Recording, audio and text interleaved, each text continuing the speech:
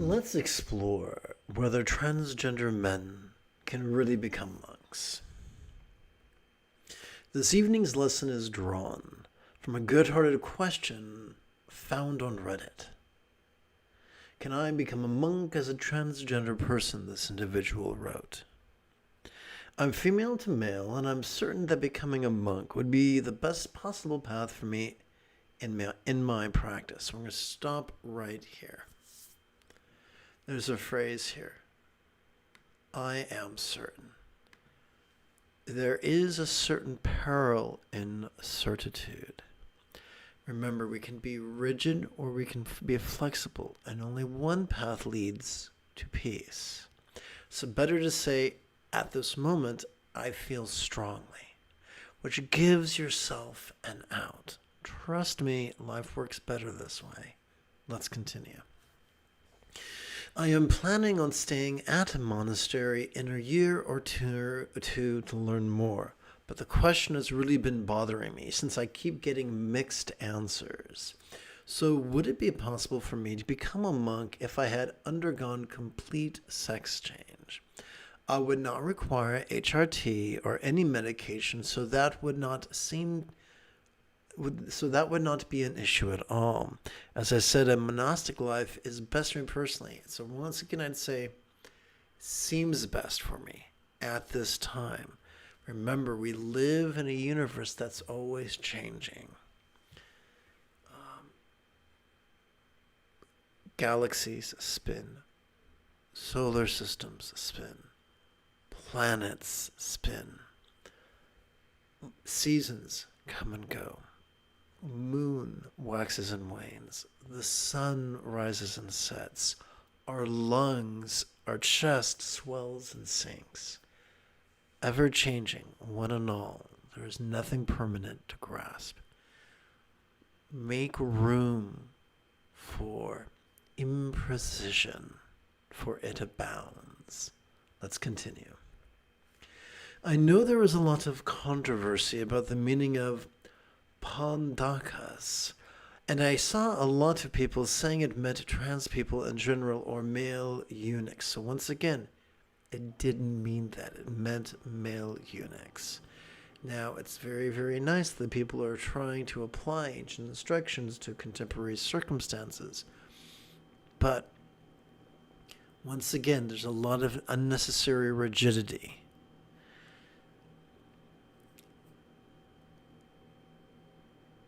There's a phrase I was once taught way back in the 80s. Sometimes the letter of the law obscures the spirit of the law. Those who are rigid and fearful take a very literalist and superstitious attitude towards writings which are attributed to the Buddha. Those who take a flexible, loving approach understand that not everything that claims to be written by the Buddha was written by the Buddha, and very few translations are accurate, and that we must test all assumptions in the crucible of our own body and mind. Let's continue. Which I suppose could be interpreted the same, but if you don't have bottom surgery, I do not see the issue, and that they cannot be ordained. If it is an issue, while disappointed, I'm grateful to still practice as a lay person. So I'm going to have to call bullshit on this. These are beautiful words. But we have to be honest with what's really going on deep, down. The first of 7 enlightenment factors is mindfulness. The second is investigation. In other words, we have to be, in our mindfulness, we must be vulnerable and passive and visceral and random. There are no wrong emotions. We have to be, the only thing that's wrong is what we do with our emotions. Do we ignore them? Do we confront them? Do we indulge them? Do we work with them and find a healthy way of working with them? If you want to become a monk and people don't let you become a monk, you are going to feel some painful emotions. Please, oh please, be honest with yourself. Please don't make the mistake that I did in my youth, thinking that I could choose emotions, for I did so at my peril. So, as typical, here's the pattern I'm going to take. We're going to start with some broad brush strokes, and then we're going to get to some fine details. I have mad respect for our trans siblings. What a living nightmare it must be to be born into the wrong body. Now, some very superstitious people get very rigid and say there are no mistakes. Well, I got news for you. My tantric partner spent the majority of her professional life working in neonatal intensive care unit. She saw mistakes. She saw infants born with their innards on the outside of their body. That is a big old mistake. She saw children born woefully premature, living their short lives in horrendous agony. So yes, there are mistakes. We live in an imperfect world, and people can be born in the wrong body and suffer horrendously. There are neurological differences between a male body and a female body. And we now have the imaging technologies that can verify that just because someone has a vulva or just because someone has a penis doesn't mean their neurological structures line up with that. The very basis of evolution is the fact that there are copying errors in our DNA. Some of those errors are benign, some of them are harmful, and some of them are beneficial. Genetic copying errors is the backbone of biology, and so to close our eyes and insist that everything is as it ought to be is a fantasy. A fantasy for those who are privileged at the expense of those who are not. But my friends, there is a second type of nightmare that our trans siblings endure, and that is the slings and arrows of the cruelty of the ignorant and the malicious.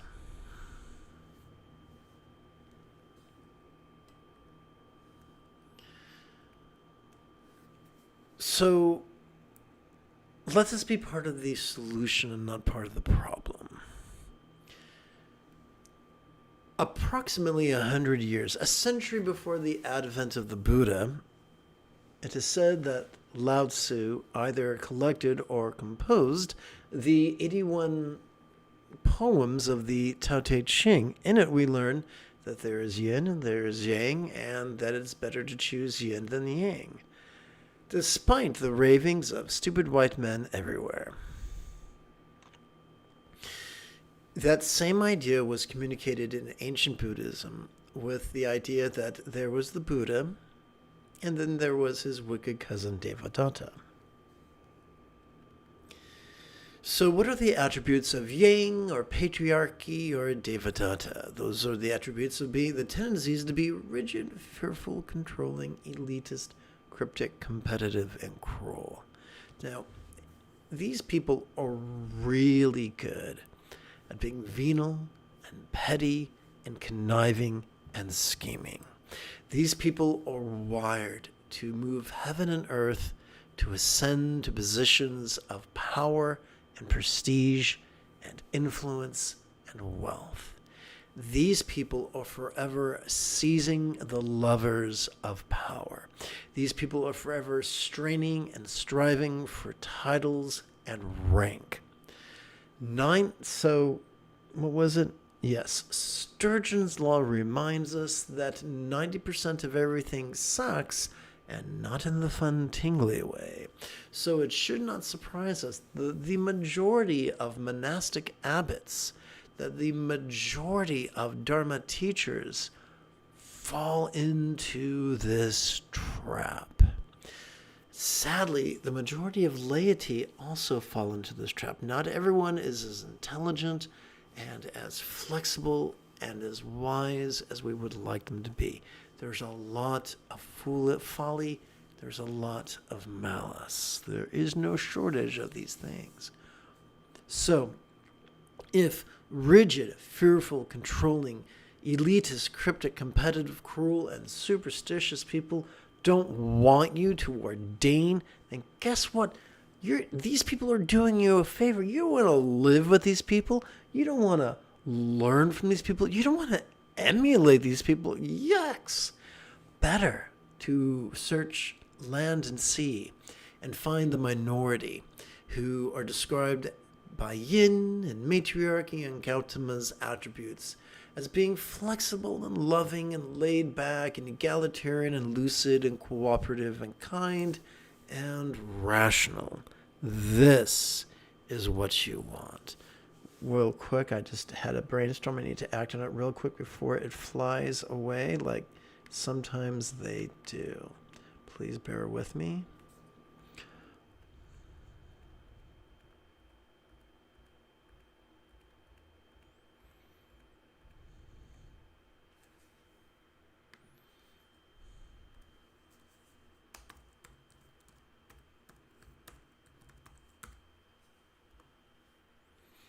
So what is this? This is 35, so let's go down here and make this 33 and see if that works better.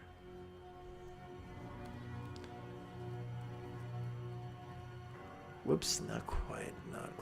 Well, please bear with me. Let's try 30 even. Okay, good. And now?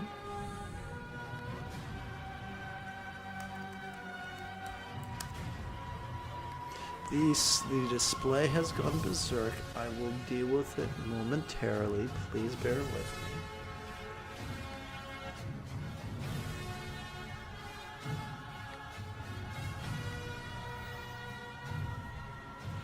Excellent. Thank you for bearing with me. So, getting back to the subject at hand. If you've crossed land and sea, and if you've found Dharma teachers and abbots who are flexible, loving, rational, laid-back, egalitarian, lucid, cooperative, and kind, these are the kinds who will accept you. They will not tolerate you. They will accept you for the treasure that you are. These are the people you want to live with. These are the people you want to emulate. So I'm going to say something super controversial because I teach and practice through the lens of yin, through the lens of the Buddha, through the lens of being flexible, loving, laid back, blah, blah, blah. So here, there is freedom in simplicity. I wish I could tell you how brilliant I was, but I'm not that brilliant. I've just had very good fortune, and I've learned from great individuals. The great Karma Jigme of Tibet taught that the essence of all morality is not found in hundreds of rules. It's found in simply nonviolence. 50% of the Buddha's Eightfold Path pertains to loving kindness. And so I got to tell you, when we are defined by wishing love, kind communication, kind conduct, and kind commerce, then we are practicing circumstantial, physical, interpersonal, and mental morality.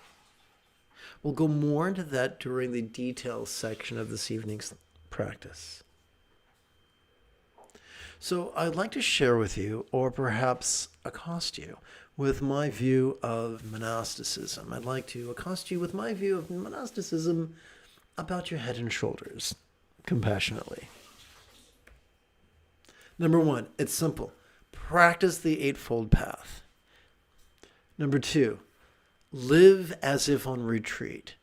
So if you have the health and you have the opportunity to study 4 hours a day, for instance, at 5 a.m., 9 a.m., 1 p.m., and 5 p.m., And additionally, you practice for an hour. For instance, at 6 a.m., 10 a.m., 2 p.m., and 6 p.m., then that is living as if on retreat. That is the path to mastery. That is the path to being ready to teach others by your words and by your example. Number 3, dress as a Buddhist yogi. Gender iteration, sexual iteration, ethnicity are irrelevant. It doesn't matter what you look like. It doesn't matter the color of your eyes.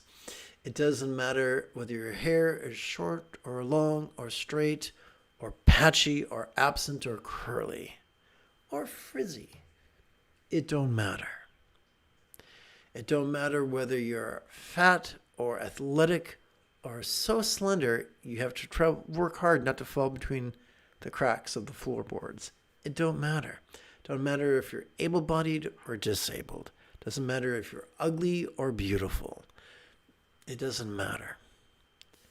Do these 3 things, and in my book, you are a monastic. Remember, when the Buddha ordained himself, he wasn't the Buddha. He was a runaway prince who departed the palace, departed the seat of power and debauchery and prestige to be homeless and cold and hungry. He ordained himself, and he had all kinds of adventures discovering the path of enlightenment and then mastering it before teaching it. Do these 3 things. Practice it. Live as if on retreat. Dress as a yogi, Buddhist yogi. And in my book, you are a monk. You are a nun. You are a monastic. You are a yogi, regardless of what the fools think of you. Who we are is not determined by what the rigid, fearful, foolish, superstitious, elitist, cryptic, competitive, and cruel think of us, because their opinion doesn't matter. Yes, they might have power, they might have wealth. They may be able to make your life a living hell, they may be able to kill you. But we're all going to die anyway. We're all going to die anyway. Earth has a 100% mortality rate. We're all going to die. It doesn't matter what a cruel person or a stupid person thinks of us. All that matters is the Eightfold Path, live as if on retreat, and to the best of your ability, dress the part. Why is that important? One time I was on a bus, dressed the way I do, and someone had a seizure, and the bus pulled over. And while they waited for the ambulance, I was able to get up and gently make my way down the aisle and said, "Please let me through. I'm a priest."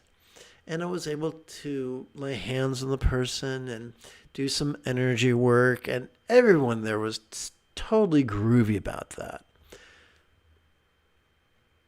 Because I like to sit under trees and meditate, because I like to do energy work on people who ask for it, never against someone's will, consent is king, it makes me look weird. But dressed as I am, the general public is more tolerant of what I do. People call the police on me once in a while because clearly the way I'm sitting under a tree meditating is dangerous and frightening. And so talking to the cops from a place of calmness, dressed the way I am, lends credibility. It shouldn't, but it does. And some people would say, well, it ain't practical to be a monk no more. Well, I'm remembered of a tale told to me by the late Lama Kelsang, who said that there was a man fleeing Tibet. Actually, more than a man, he was a Lama fleeing Tibet. Took a wrong turn at Albuquerque, to quote our friend Bugs Bunny. He wound up in a land whose language he didn't speak. And he thought, how can I beg here? How can I teach here? well, I'm probably going to die, so I'm going to make the most of it. I'm going to find some shelter, sit there, perform my favorite meditations, chant my favorite sutras, and just wait for the inevitable. The inevitable never came. Hunters came. They saw he was benign. They went back to the city, told the tale of what they found, and people who spoke his language found him. And before he knew it, he had supporters and he had students. This is a man who was not trying to survive. This is not a man who was trying to build a practice. He was just trying to go with the flow as wisely and lovingly as he could. And so when he finally spoke to my teacher, oh so many decades ago, he said, if someone is devoted to the teachings, they can't starve to death. Yes, they can get shot, they can get stabbed, they can get poisoned, but they can't starve to death. And that's pretty cool. I think that's pretty cool. So what's next is the finer details apply and how they, and we were going to weave these fine details into the practice of meditation. And we will do that after approximately 30 seconds of housekeeping. This is Lama Jigme Gyatso of the Buddha Joy Meditation School. For more than 30 years, I spent about 8 hours a day, almost every day, studying, practicing, mastering, and reverse engineering the teachings and techniques of each sect of Buddhism so that you wouldn't have to. Welcome, my friends, to Meditate Like a Jedi, which is made possible due to the generosity of viewers just like you. Welcome to the ever-changing face of the practice text titled Easy Meditation.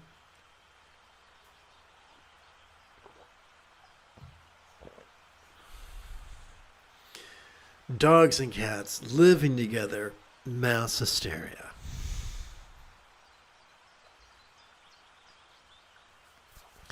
Guys, we can call it whatever we want. We can call it Fred, we can call it Ethel, we can call it Sati Pasadi, we can call it Diana. We can call it Mahmudra, we can call it Chan, we can call it Proto-Zen, we could call it Mahasandi, we could call it Ati Yoga, we could call it Dzogchen, we could call it Trek Show, but you know what? It's just mindfulness and meditation. I have an agenda. My agenda is this. I want to teach you 4 exercises, step by step, over the next 15 minutes to get you contemplatively up to speed, or to borrow a phrase from our friends in the airline industry, to help you climb to contemplative cruising altitude. Ba-dum-bum-ch. So, our first of 4 exercises is the clunky one. This is a great time to explore mindfulness, the 7th fold of the Buddha's 8-fold path. Every time we inhale, whether we know it or not, we are accessing our sympathetic nervous system. No, it is not found in the 3-pound supercomputer between our ears. Instead, it is ensconced within the thoracic or ribcage region of our spinal cord. No, it has not evolved to help us indulge either extreme of mind blanking or active concentration.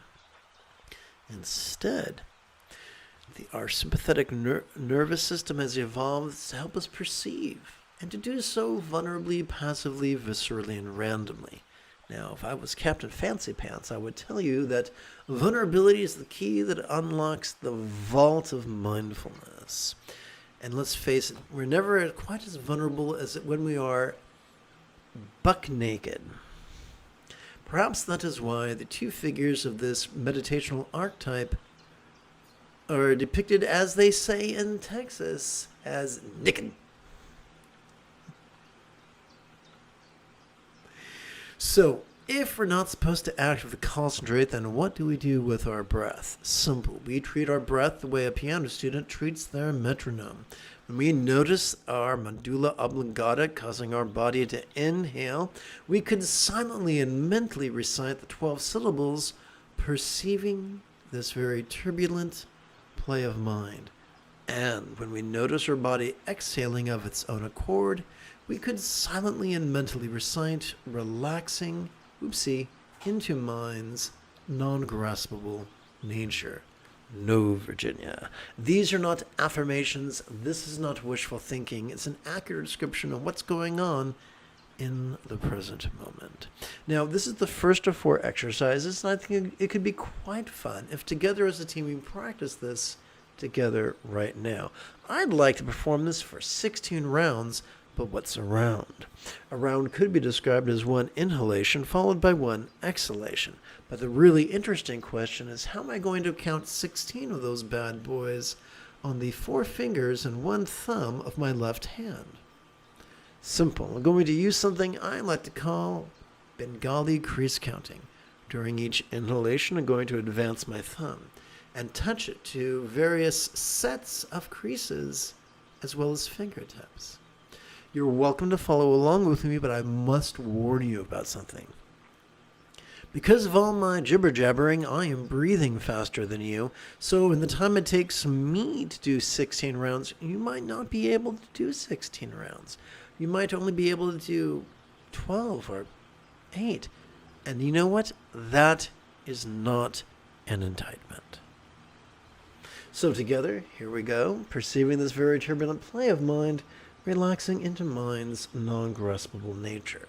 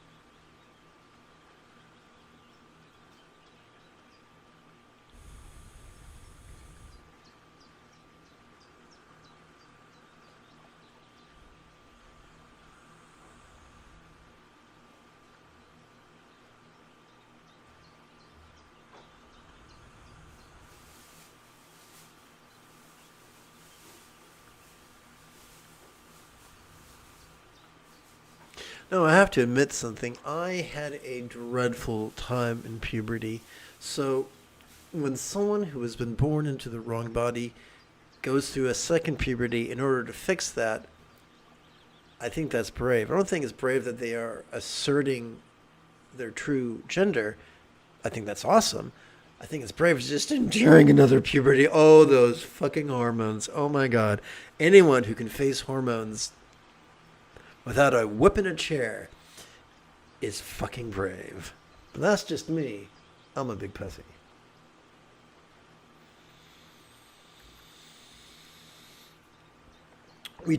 So before we turn our attention to meditation, the 8th fold of the Buddha's Eightfold Path, let's take a moment to review mindfulness.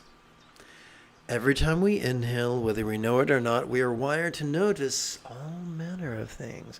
We can randomly and spontaneously notice sights, sounds, sensations, flavors, scents, and the like. We can also notice emotions. intentions, thoughts, memories, and imaginings.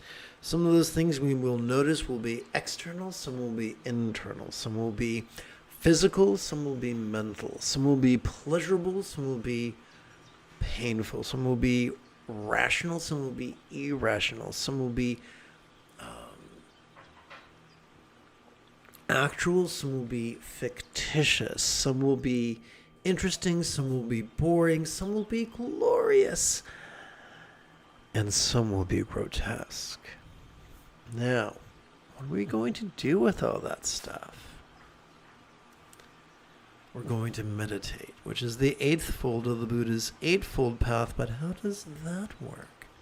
Simple.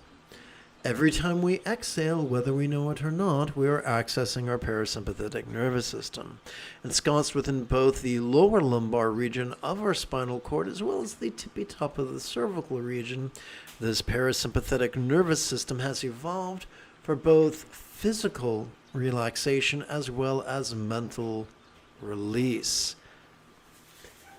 As we relax into our exhalation, whatever we noticed during our previous inhalation could feel less graspable. It's still there, but we are less resistant to it.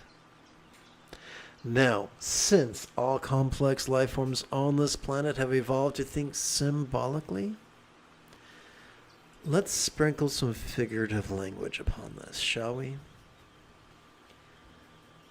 As we relax into our exhalation, whatever we noticed during the previous inhalation could begin to feel as if it was as non-graspable as a vast, empty void.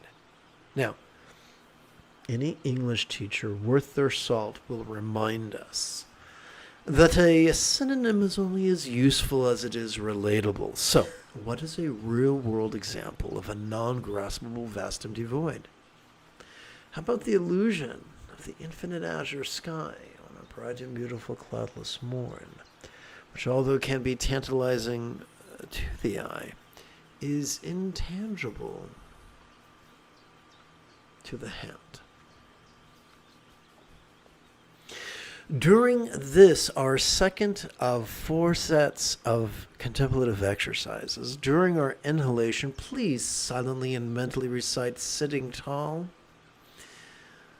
thus reminding the tissues of our body to generate a vertical traction between our tush and our head. During our exhalation,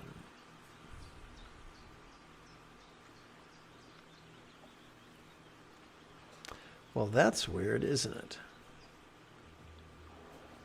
Let's see what's going on here. Let's hit tab. Okay, well, that didn't work, so let's not do that.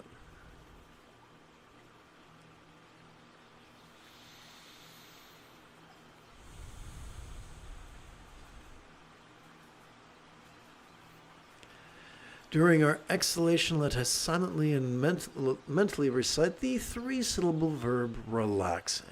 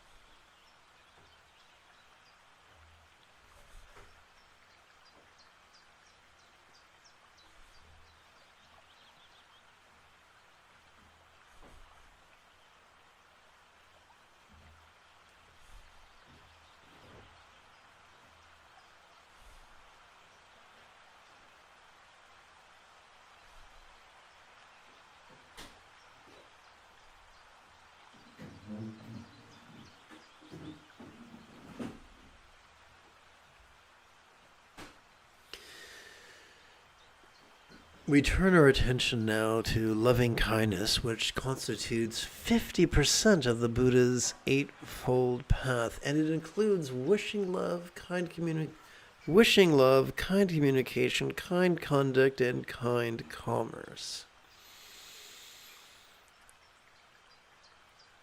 So here's the really wild thing.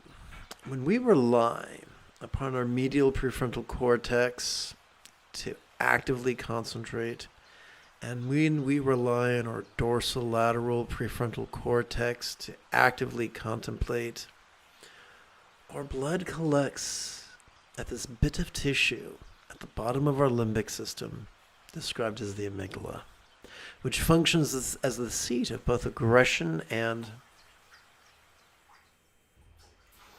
anxiety. I don't want to feel aggression and anxiety. How about you? So here's the irony.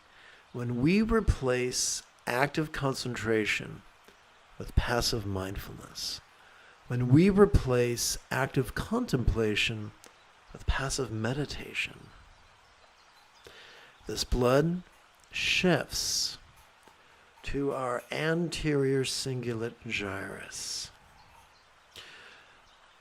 which is located about 2 or 3 centimeters behind our forehead, and which functions as the hub of our mirror neurons, the seat of empathy and compassion and love. So this is why the greatest Dzogchen Lamas of Tibet have insisted that the highest love is spontaneous and uncontrived. This is why the two individuals comprising this archetype of meditation are depicted in Buddhist art as beautiful. We come now to our third of 4 meditation exercises. During our inhalation, let us silently and mentally recite, "Notice this." And during our exhalation, let us continue to silently and mentally recite the 3-syllable verb relaxing. And because I am an editing nerd, I'm going to do a bit of the old cut and paste. Un, deux, trois. Paste.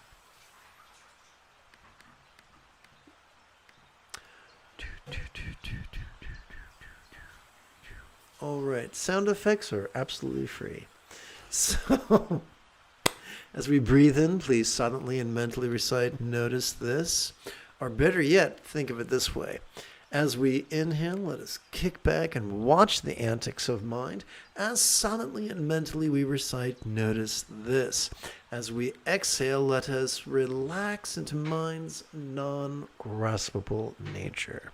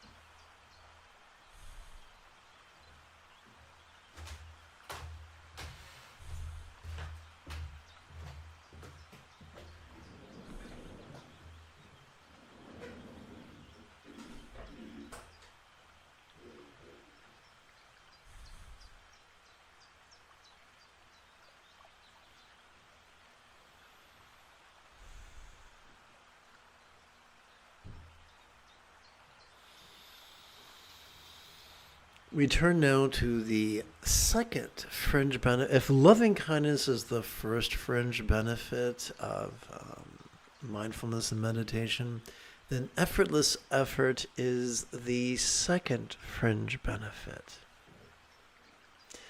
It is also known as the sixth fold of the Buddha's Eightfold Path.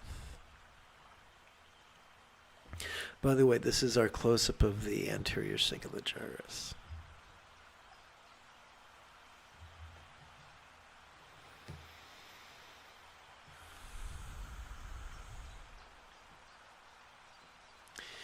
Please consider this gal, the color of a cumulus cloud. Notice how she is depicted as actively sporting in tantric union. This reminds us that contrivance is always trumped by spontaneity. Now please turn your attention to her partner, the color of the azure sky, who appears to be passively savoring the same tantric union. This reminds us that not all spontaneity is created equal, and that the scattered spontaneity that we might experience after downing our third espresso in 30 minutes will always be trumped by the centered spontaneity that is the byproduct of our practice of mindfulness and meditation. In fact, when our choices, utterances, and deeds flow from the effortless effort of love's centered spontaneity,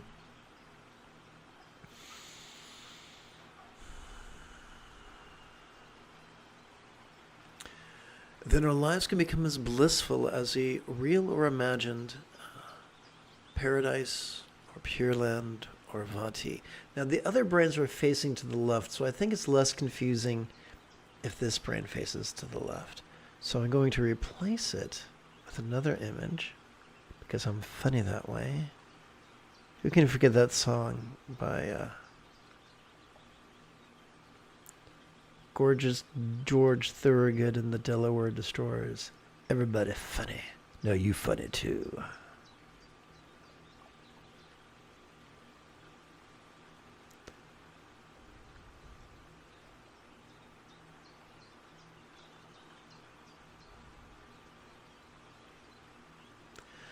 There we go.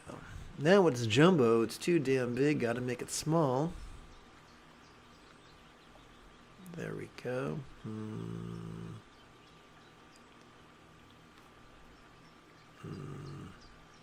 Wow, what a clusterfuck that turned out to be, eh?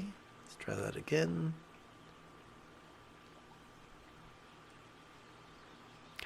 Dude, that sucks. Okay, well, let's go back.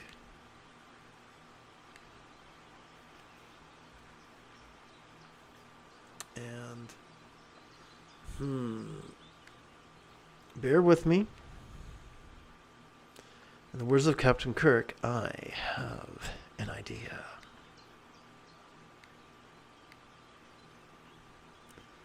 Okay, so here we go with the anterior cingulate gyrus. Now, this one is, how big? Well, come on now, Mr. Magoo. That is 73 kilobytes. I got to shrink that bad boy down. So let's go over here. Open. Pictures. Looking for N, looking for neuroscience, looking for our friend, the anterior cingulate gyrus. Okay. File, save as 50%, 50%. The screen is going to go nuts.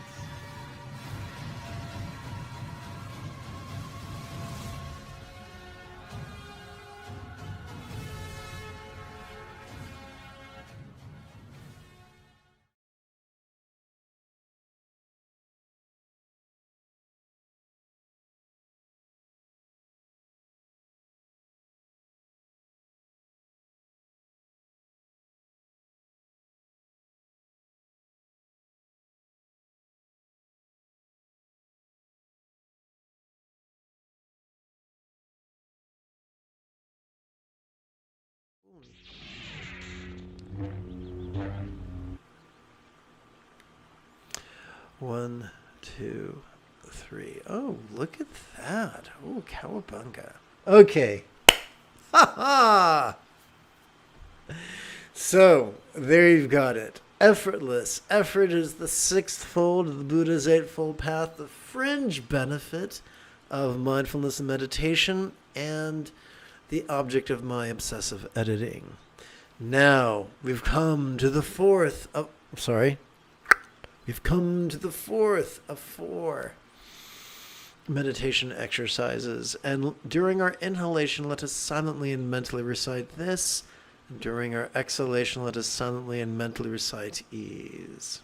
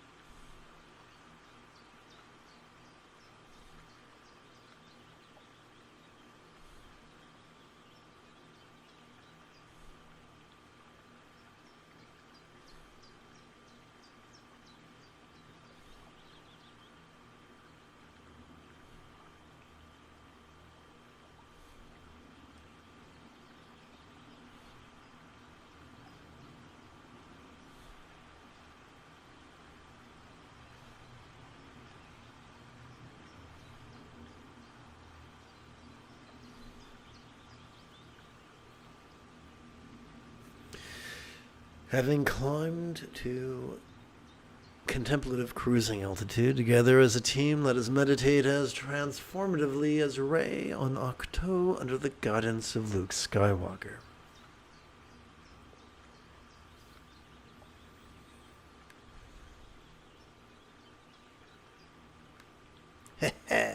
All right. As we relax, during our inhalation, let us kick back and watch the antics of mind as silently and mentally we recite the demonstrative pronoun this. During our exhalation, let us relax into mind's non-graspable nature as silently and mentally we recite the one-syllable verb, ease.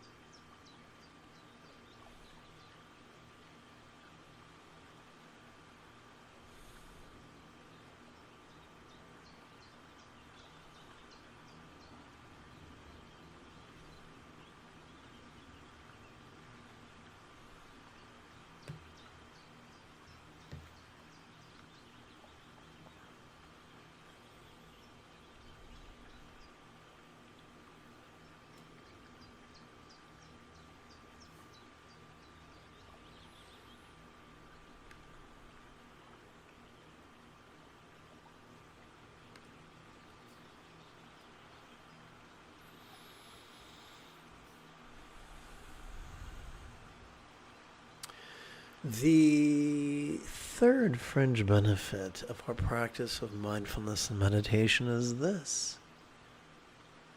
We get to notice impermanence. The first fold of the Buddha's eightfold path is the right view, and the right view of reality is this. Stuff changes. We get to watch the shifts, whether they be subtle or coarse. The shifts in our field of vision, our hearing, our sensations, our flavors, our scents, and the like. We get to notice the changes in our emotions, our intentions, our thoughts, our memories, our imaginings.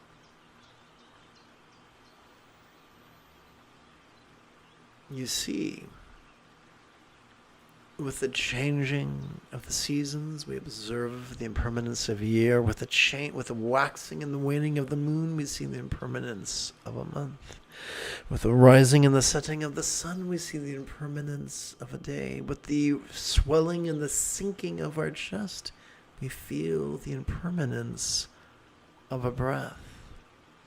Ever changing, one and all, there is nothing permanent to grasp.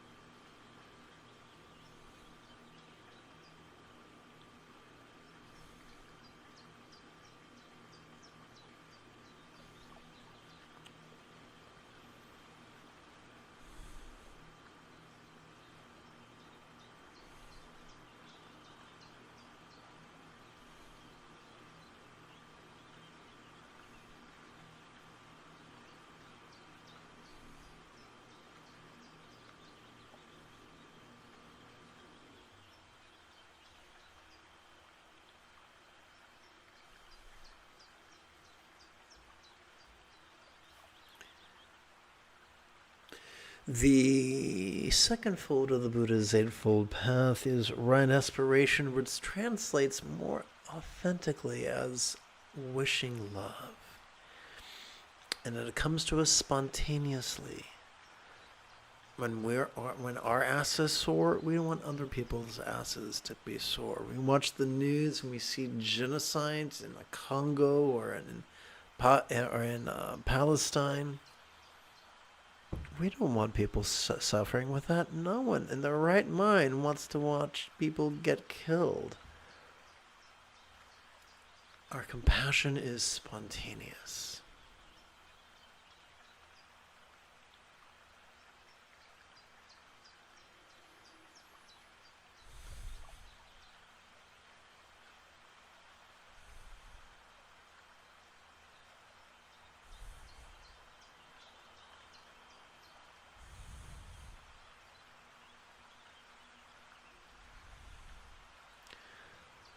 I am a big old pussy, and not in the fun, tingly way.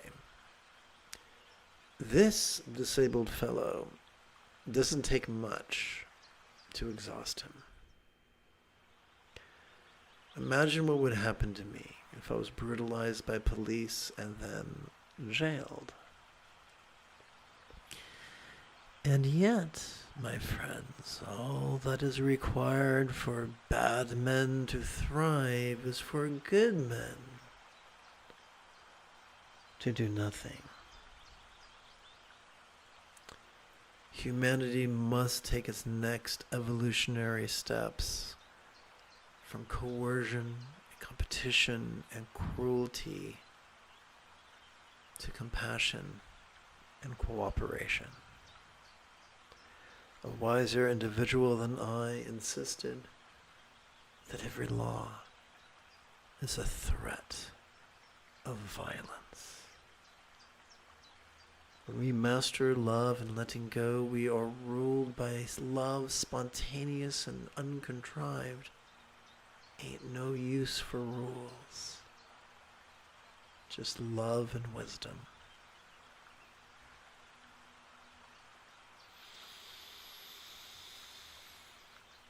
As we relax into our exhalation, whatever lower abdomen we might have noticed during our previous inhalation could begin to feel as if it was as non-graspable, as real or imagined Amoghasiddhi Buddha, comprised only of emerald-colored light.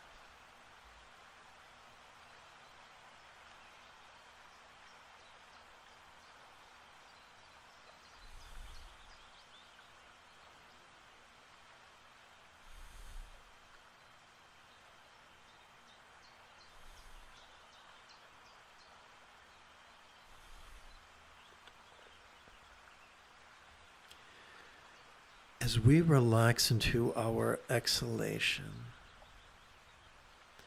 whatever navel region we might have noticed during our inhalation could begin to feel as if it was as non-graspable, as real or imagined Ratna Sambhava Buddha, comprised only of gold-colored light.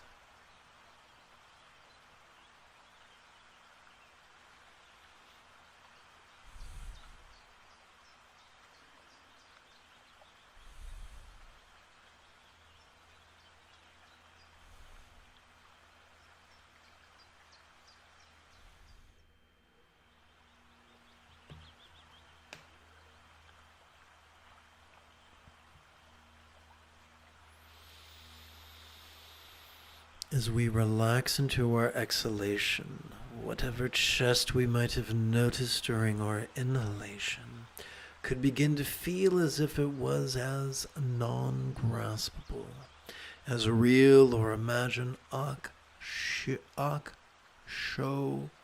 Bya Buddha, comprised only of sapphire light.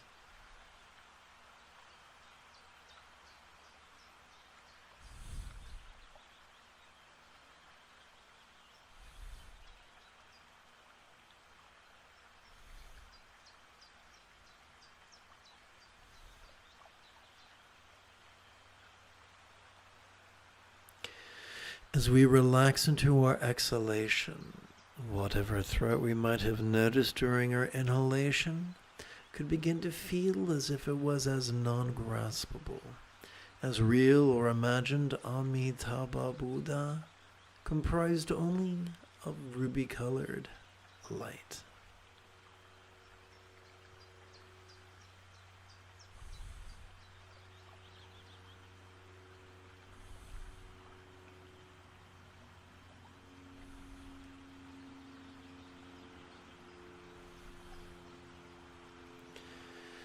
As we relax into our exhalation, whatever crown of our head we might have noticed during our previous inhalation could begin to feel as if it was as non-graspable, as real or imagined Vairochana Buddha, comprised only of diamond-colored light.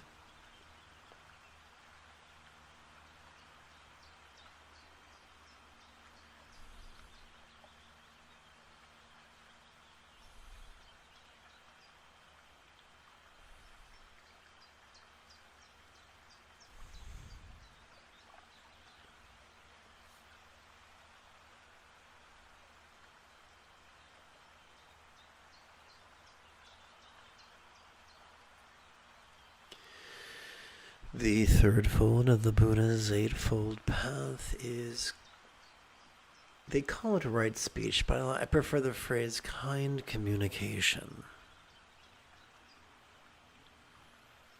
And it's the effortless fruit of mindfulness and meditation.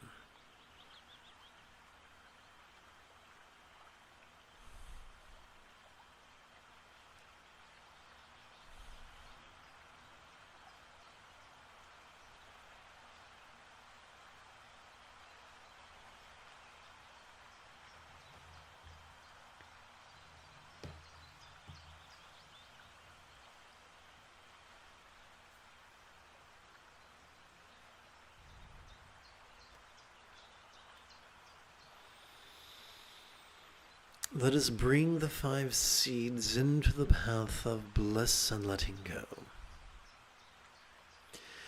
As we relax into our exhalation, whatever lower abdomen we might have noticed during our previous inhalation could begin to feel as if it was as non-graspable, as a real or imagined mustard seed-sized syllable ah, comprised only of emerald-colored light.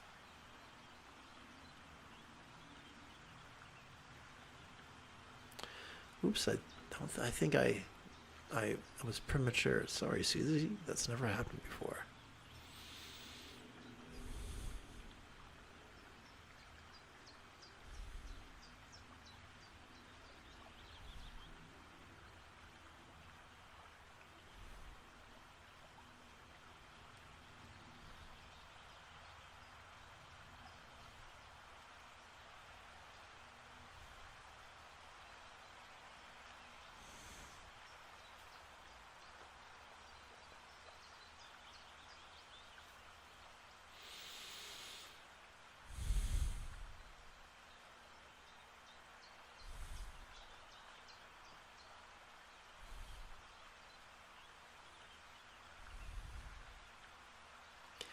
As we relax into our exhalation, whatever navel region we might have noticed during our previous inhalation could begin to feel as if it was as non-graspable as a real or imagined mustard seed-sized syllable traum, comprised only of gold-colored light.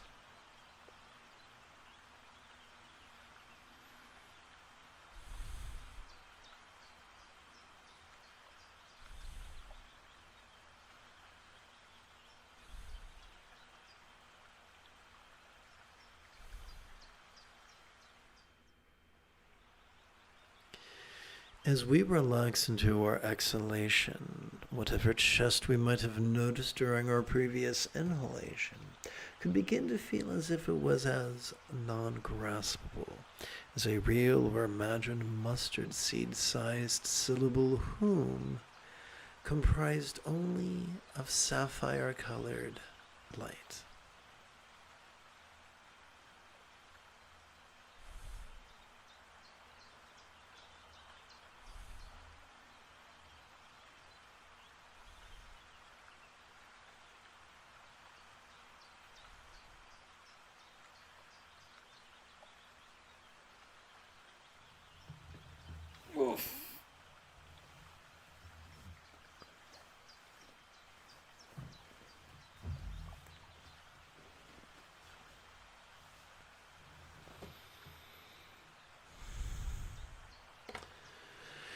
As we relax into our exhalation, whatever throat region we might have noticed during our previous inhalation could begin to feel as if it was as non-graspable as a real or imagined mustard seed-sized syllable 3, comprised only of ruby-colored light.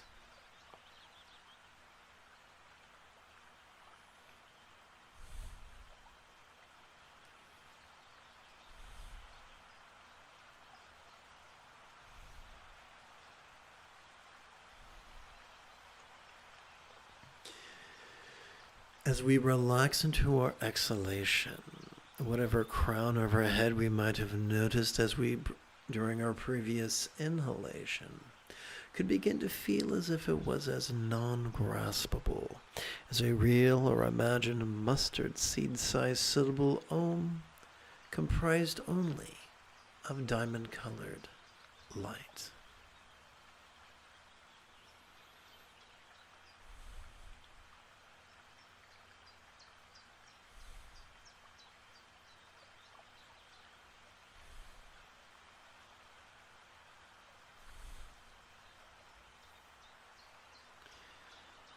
An additional fringe benefit of training in mindfulness and meditation is that we spontaneously practice the fourth fold of the Buddha's path, kind conduct. That's right. We will spontaneously we will experience a distinct reduction in the amount of time we spent punching puppies, kicking kittens, and boiling babies.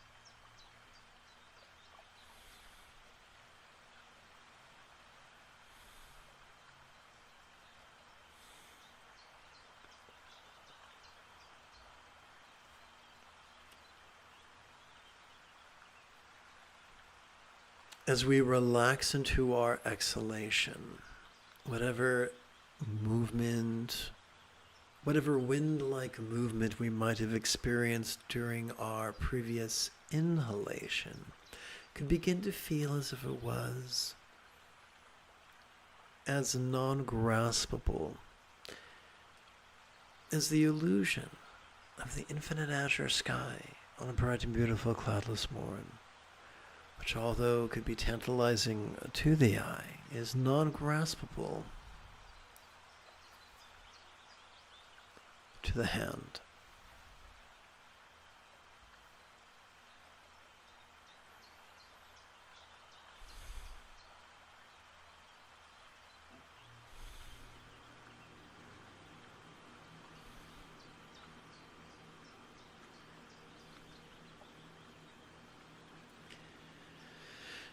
As we relax into our exhalation, whatever earth-like solidity or stability we might have noticed during our previous inhalation could begin to feel as if it was as non-graspable as a vast, empty void.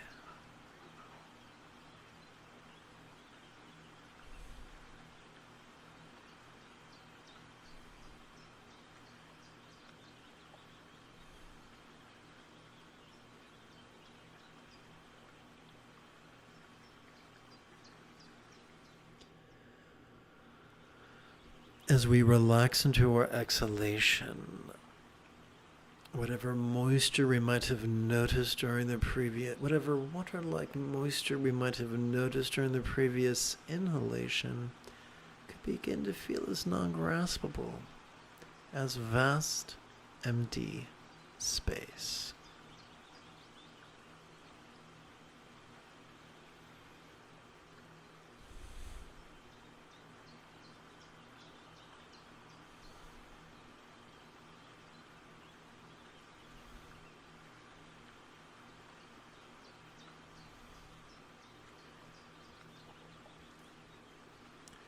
As we relax into our exhalation, whatever fire-like warmth we might have noticed during our previous inhalation could begin to feel as if it was as non-graspable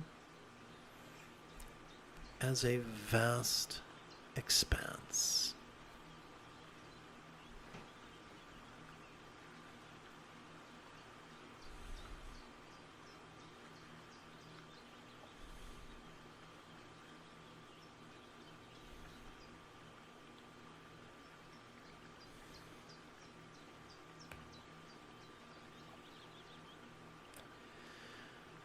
As we relax into our exhalation, whatever space-like openness we might have experienced during our previous inhalation could feel less graspable.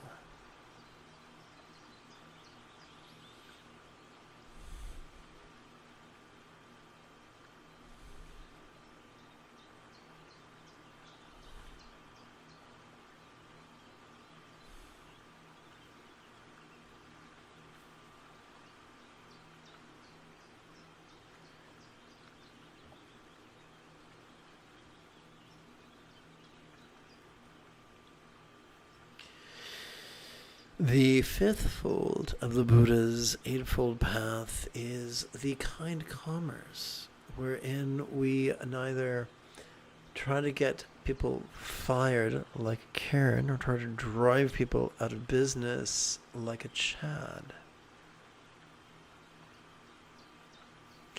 Instead, we are defined by kindness and cooperation.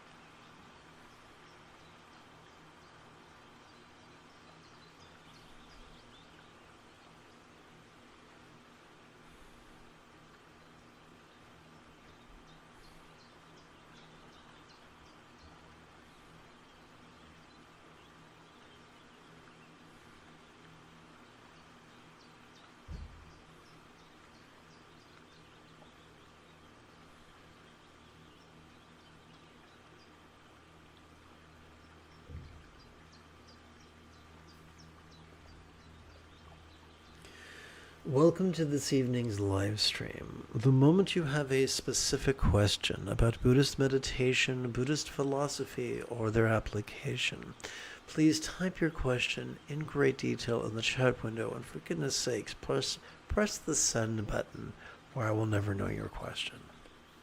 Let us bring the 5 aggregates into the path of awareness and letting go. As we relax into our exhalation, whatever body or form we might have noticed during our inhalation could begin to feel less, we could begin to feel less resistance towards our body.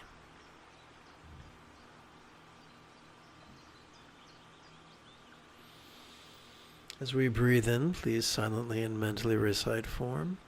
As we breathe out, please silently and mentally recite ease.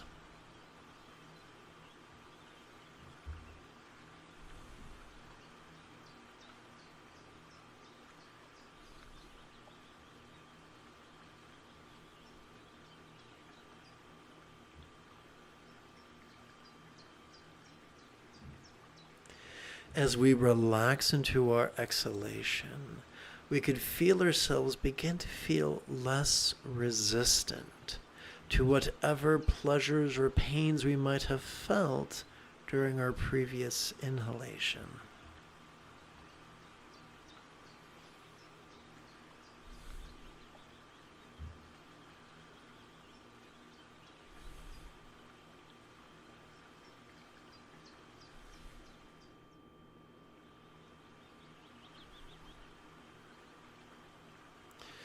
As we relax into our exhalation, we could find ourselves feeling less resistant to whatever appraising or rating we might have done of those previous pleasures or pains.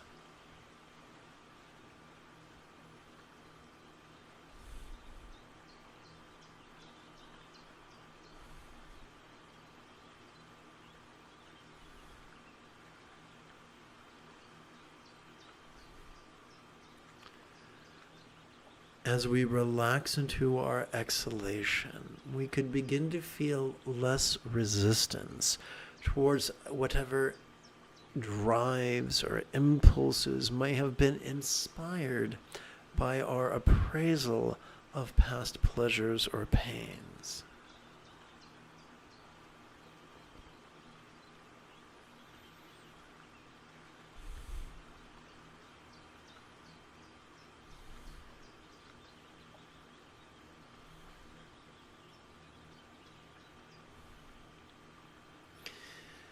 As we relax into our exhalation, we could feel less resistance to whatever awareness or mind we maybe have, what our mind might possess towards those impulses.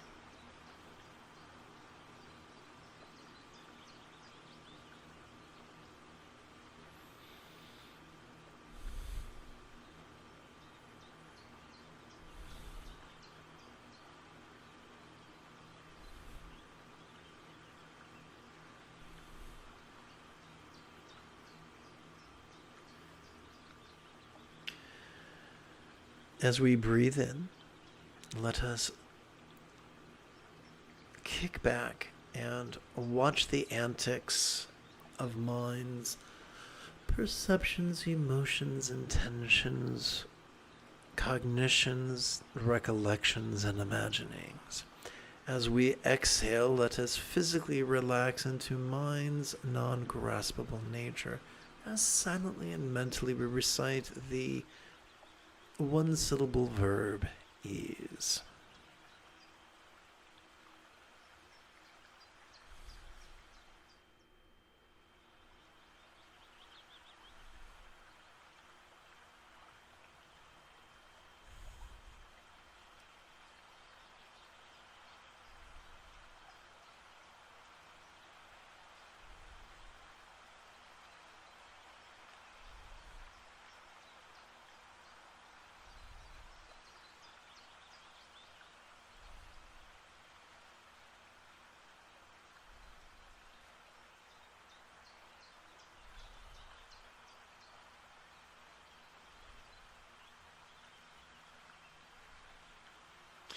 let us bring our experience of the 5 primal responses to our circumstances, to the circumstantial, the physical, the interpersonal, and the mental. As we relax into our exhalation, may we feel less resistant to whatever dullness or befuddlement we might be experiencing.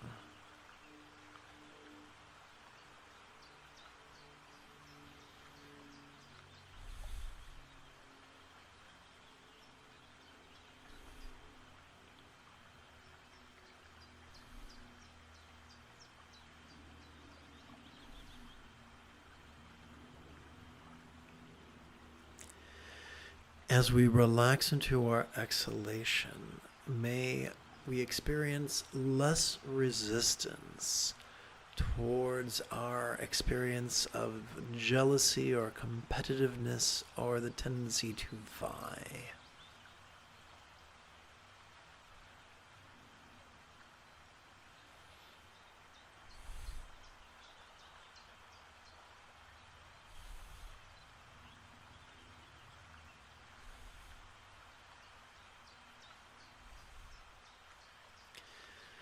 As we relax into our exhalation, may we feel that, may the craving we experienced during our previous inhalation, that we might have experienced during our previous inhalation, feel less controlling.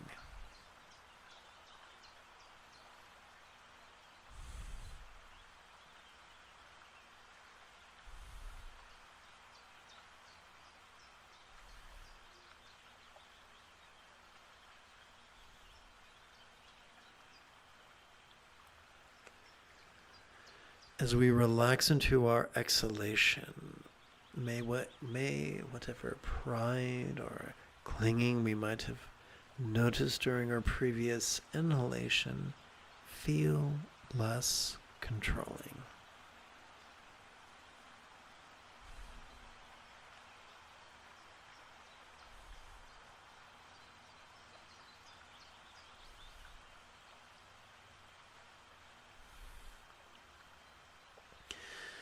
As we relax into our exhalation, may whatever hate we might have experienced during our previous inhalation feel less tangible.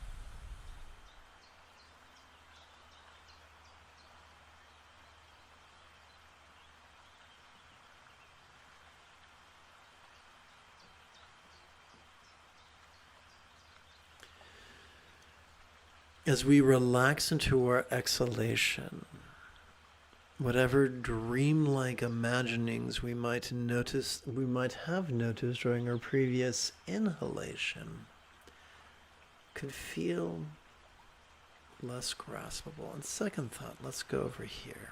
Let's go over here. As we relax into our exhalation,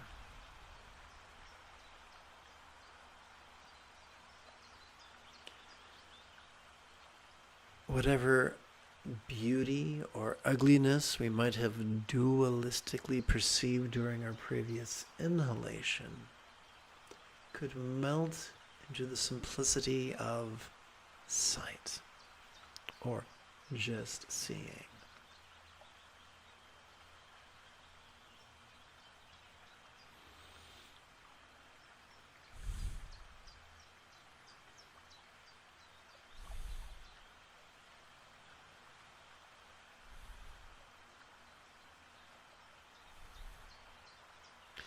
As we relax into our exhalation, and whatever dualistic experiences of the fragrant or the foul we might have perceived during our previous inhalation, now non-dualistically melt into the simplicity of just smelling.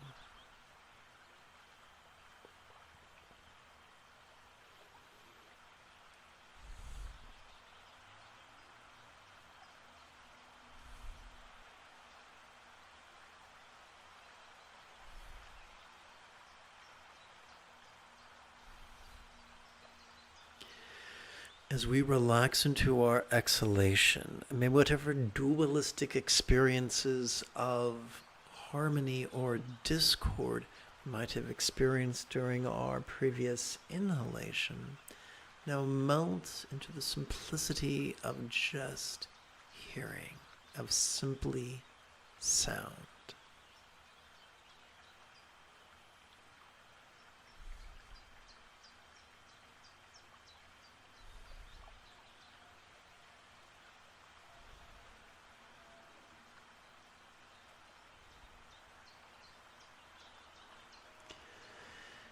As we relax into our exhalation, may whatever dualistic experiences of the delicious or disgusting we might have perceived during our inhalation, during our previous inhalation, now melt into the non-dual simplicity of simply taste.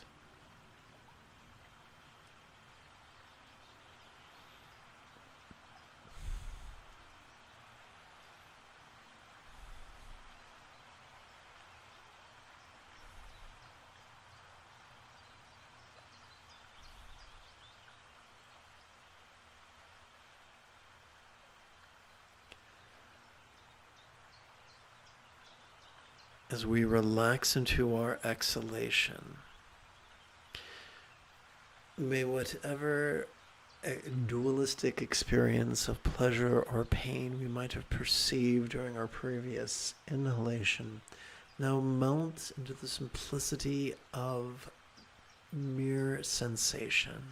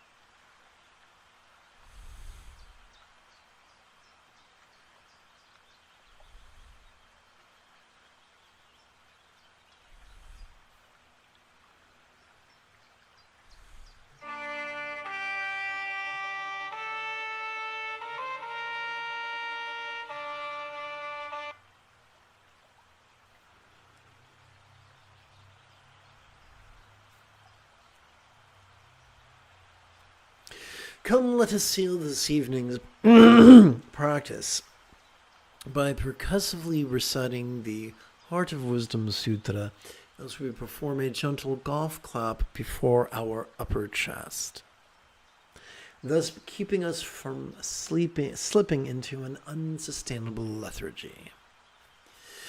It is in then Guanji and Buzo and archetype of love and letting go, while moving in the deep peace of the perfect understanding of awareness and release.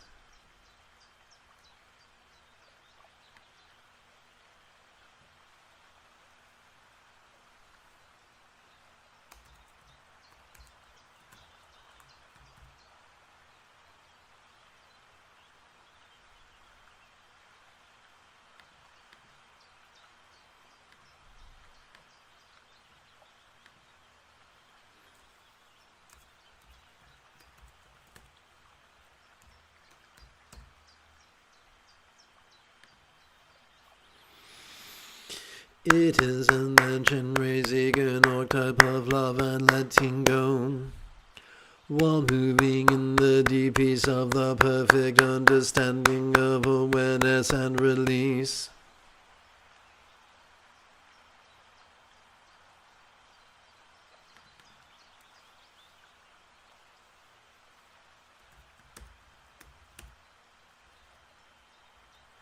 Shed light on the five aggregates and found them to be equally empty.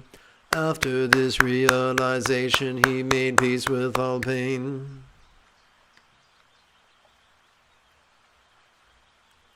Listen, Shariputra, form is emptiness, emptiness is form. Form does not differ from emptiness, emptiness does not differ from form. The same is true with feeling, appraisal, impulse, and awareness. Listen, Shariputra, all phenomena are marked with emptiness. They are neither produced nor destroyed, neither corrupted nor purified, neither increasing nor decreasing. Therefore in emptiness there is no form, no feeling, no appraisal, no impulse, and no awareness that once perceived cannot be released. No sensation, no flavor, no scent, no sound, no sight, no phenomena that once perceived cannot be released. No body, no tongue, no nose, no ears, no eyes, no mind that once perceived cannot be released. No feeling, no tasting, no smelling, no hearing, no seeing, no noticing that once perceived cannot be released. No interdependent origins and no extinction of them from confusion to aging and death that once perceived cannot be released. No stress, no confusion, no liberation, no path, no understanding, and no attainment that once perceived cannot be released.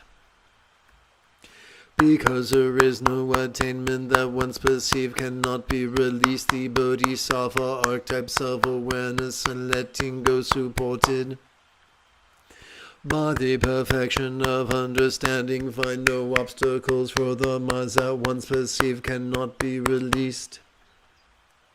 Having no obstacles that once perceived cannot be released, they transcend the tyranny of fear, liberating themselves forever from the tyranny of illusion in realizing perfect nirvana.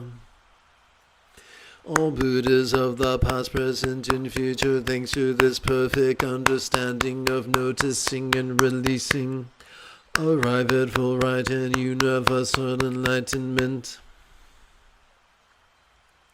Therefore one should know that this perfect understanding of noticing and releasing is like a great mantra, is like an unequaled mantra,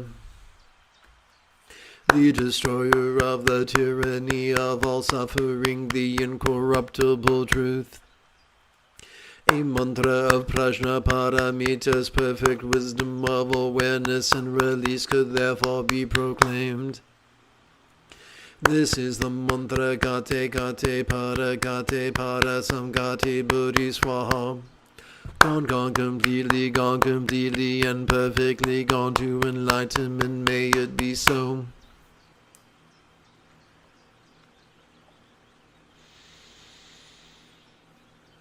If you feel that I have earned it, you could give this live stream a thumbs up. You could even help support this channel. In approximately, whoops, look what I forgot to do. In approximately 10.5 hours, I would very much like to return to lead tomorrow's early meditation class and group practice. And if you are as geeky as me, may the Force be with you always.